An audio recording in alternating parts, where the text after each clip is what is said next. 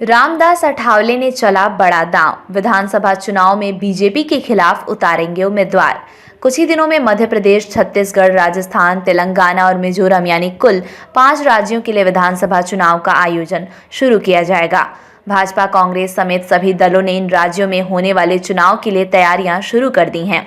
हालांकि इस बीच भाजपा के नेतृत्व वाले गठबंधन एनडीए के सहयोगी दल रिपब्लिकन पार्टी के नेता रामदास अठावले ने ऐसा दांव चला है जिससे भाजपा को मुश्किल हो सकती है। 2 राज्यों में उम्मीदवार उतारेंगे अठावले। केंद्रीय मंत्री रामदास अठावले ने कहा, हम एनडीए के साथी हैं, इसलिए बीजेपी को समर्थन देना अच्छा रहेगा। इसलिए मध्य प्रदेश की सभी 229 सीटों पर हम कोई उम्मीदवार न उतार कर बीजेपी का समर्थन कर रहे हैं।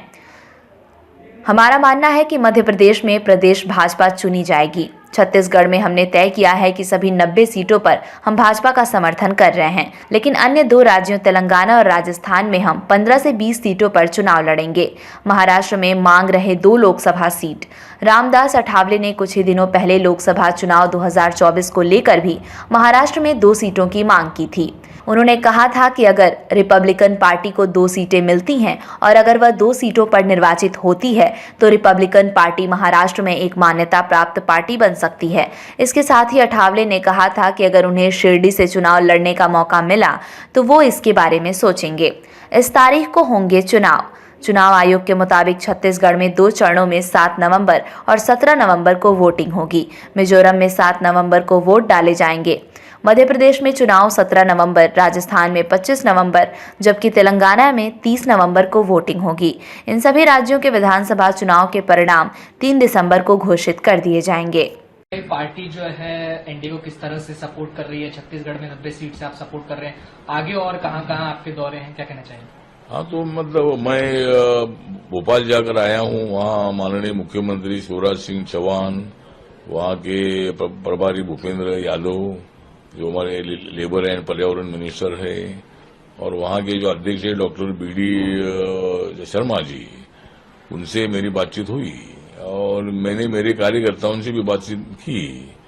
और वहाँ हमने ये निर्णय लिया कि भाई हम कुछ कैंडिडेट खड़ा करेंगे तो उनको 2-3 हजार वोट मिलेंगे, तो उससे बेहतर है कि भाई हम एनडीए का एक पार्टनर है भी, तो इसीलिए बीजेपी का समर्थन करना ये अच्छा रहेगा। तो जो 230 सीटें हैं, तो 230 सीटों पर रिपब्लिकन पार्टी ने एक भी हमारा कैंडिडेट खड़ा ना करके मध्य प्रदेश में हमने बीजेपी का समर्थन हमने किया है, और हमें पूरा विश्वास है कि भाई मध्य प्रदेश में जरूर बीजेपी चुनकर आएगी। दूसरा, कल मैं छत्तीसगढ़ में था, कल रायपुर गया था। वहाँ जो former CM mister Raman Singh ji है, वो हमारे अच्छे मित्र भी है। जब मैं मेंबर ऑफ पार्लियामेंट था तब वो हमारे साथ एमपी थे। बाद में 3 बार वो छत्तीसगढ़ के मुख्यमंत्री बने। अभी बघेल जी की कांग्रेस की सरकार है, तो वहाँ भी मैंने निर्णय ऐसा लिया है कि वहाँ जो 90 सीट है तो हम एक भी सीट खड़ी नहीं करेंगे, और वहाँ हमारा कोई आदमी चुनकर आने का इतना स्ट्रांग कैंडिडेट हमारे पास नहीं था, तो इसीलिए हमने वहाँ 90 सीट पर समर्थन दे दिया है। लेकिन बाकी की जो 2 स्टेट है, राजस्थान और तेलंगाना, तो वहाँ कार्यकर्ता देख रहे हैं। मैंने उनका आग्रह है कि भाई अपन चुनाव लड़ना चाहिए कुछ सीटों पर, तो अपनी पार्टी रजिस्टर्ड भी पार्टी है, तो किसी भी राज्य में न लड़ना ही ठीक नहीं होगा। तो इसीलिए हमने कुछ मैंने बोला है 15-20 सीट जो है ये राजस्थान और तेलंगाना में हम लड़ेंगे, और बाकी की जगह पर बीजेपी का समर्थन करेंगे। कुछ जगह पर मैं प्रचार में भी जाऊंगा, और मुझे पूरा विश्वास है कि 5 राज्यों में जो चुनाव हो रहे हैं उसमें से 3 राज्यों में तो डेफिनेटली हम चुनकर आ सकते हैं।